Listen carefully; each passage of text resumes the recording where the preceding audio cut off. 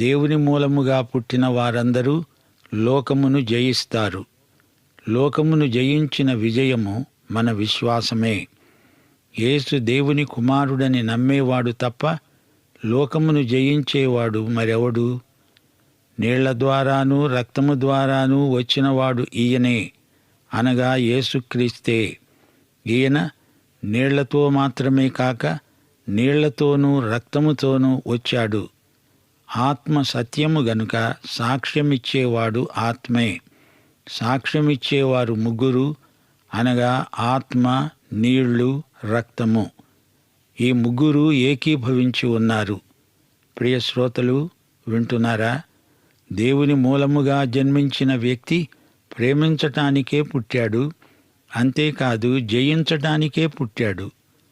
నీవు తల్లి కడుపున పుట్టినప్పుడు పాపివి, నీవు నశించిన వాడవు. కాని నీ రెండో జన్మ నిన్ను విజేతను చేసింది. ఈ లోకం నిన్ను శోధిస్తుంది. ఈ లోకము, లోకములో ఉన్నది నిన్ను శోధిస్తాయి. శరీరాశ, నేత్రాశ, జీవపు డంబము కలిసి లోకం. లోకము, దాని ఆశ గతించిపోయేవే. ఏదెను తోటలోని చెట్టు పండు ఆదాము హవ్వలను శోధించింది. అయితే నీవు క్రీస్తునందు విశ్వాసముంచితే నీకు విజయం, ఘన విజయం. లోకాన్ని విశ్వాసంతో జయిస్తాము. విశ్వాసము ద్వారా రక్షణ, విశ్వాసమే మన రక్షణ నిశ్చయత కూడా. విశ్వాసము ద్వారా నీతిమంతులమయ్యాము. యేసుక్రీస్తునందలి విశ్వాసము ద్వారా మనము దేవుని కుటుంబములోకి నూతన జన్మ ద్వారా ప్రవేశించాము, పుట్టాము. నీవు, నేను ఈ లోకాన్ని జయించాలంటే విశ్వాసమే సాధనం. లోకమును జయించే విజయం మన విశ్వాసమే. లోకమును గాని అందులో ఉన్న వాటిని గాని ప్రేమించవద్దు. లోకముతో చెలిమి చేయవద్దు. లోకము, శరీరము, సైతాను మనకు తారసిల్లే శత్రుత్రయం. మనము ఈ లోకములో ఉన్నాము గాని ఈ లోక సంబంధులము కాము. ఈ లోకం మనలను ఆవరించి ఉంది. ఇది మనకు ఒక బోను లాంటిది. పాత నిబంధనలో ఈ సత్యాన్ని విశదీకరించే ఒక దృష్టాంతం ఉంది. యెహోషువ నేతృత్వంలో ఇశ్రాయేలు ప్రజలు వాగ్దత్త భూమిలో ప్రవేశించనై ఉన్నారు. వాగ్దాన భూమి ఇక్కడ పరలోకానికి సూచన కాదు. పరమ కానానుకు హక్కుదారులము అంటూ పాటలు పాడేటప్పుడు జాగ్రత్త. కానాను వాగ్దత్త భూమి, అది పరలోకానికి సంకేతమని బైబిలు చెప్పదు. కానాను విశ్వాసులు ఈ లోకంలో జీవించవలసిన స్థితిని చూపుతుంది. విశ్వాసి యొక్క ఇహలోక జీవితాన్ని చూపుతుంది కానాను. అది వాగ్దత్త భూమి. అరణ్యంలో ఇశ్రాయేలీయులు ద్రిమ్మరులై తిరిగారు. విశ్వాసులలో అరణ్యయాత్రలో ఉన్నవారు కూడా ఇప్పుడున్నారు. అయితే అరణ్య ప్రయాణం గడిచింది. కనాను ప్రవేశం విశ్వాసి యొక్క ఇహలోక జీవితానికి దృష్టాంతం. అందులో ఆత్మ సంబంధమైన ప్రతి ఆశీర్వాదము మనకు వాగ్దానము చేయబడింది. యెహోషువ కానానులో ప్రవేశించాడు.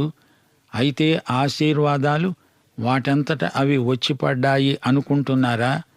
అంతకు ముందే కనానును ఆక్రమించుకున్న శత్రువులతో పోరాడవలసి వచ్చింది. పోరాటము లేకుండా ఆశీర్వాదాలు మనకు హస్తగతం కావు.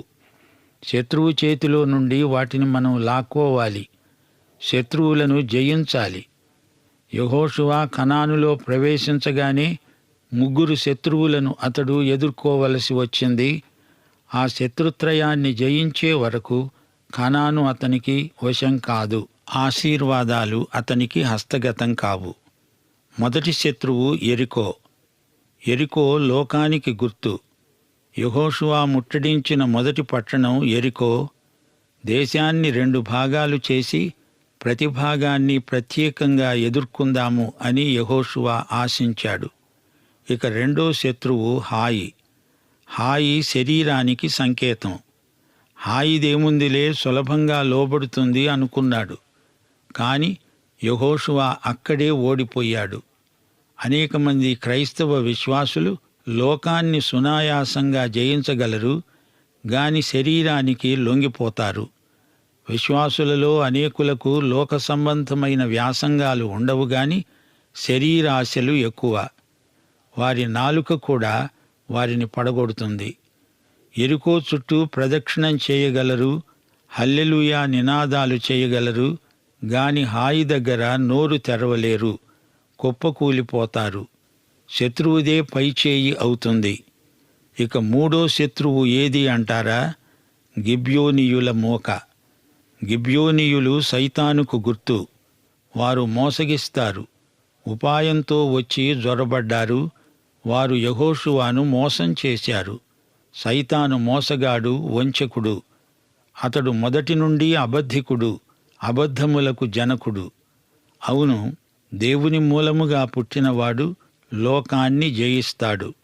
1 యోహాను 5:4 యెరికోను జయించగలం. నీవు దేవుని బిడ్డవా?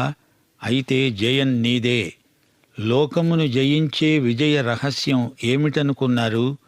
అదే మన విశ్వాసం. ఇది విజయ విశ్వాసం. ఇది విశ్వాస పోరాటం. యెహోషువ యెరికో అనే శత్రువును, అనగా లోకాన్ని, విశ్వాసమనే ఆయుధంతోనే జయించగలిగాడు. దేవుడన్నాడు, నీ యుద్ధోపకరణాలు శరీర సంబంధమైనవి కావు,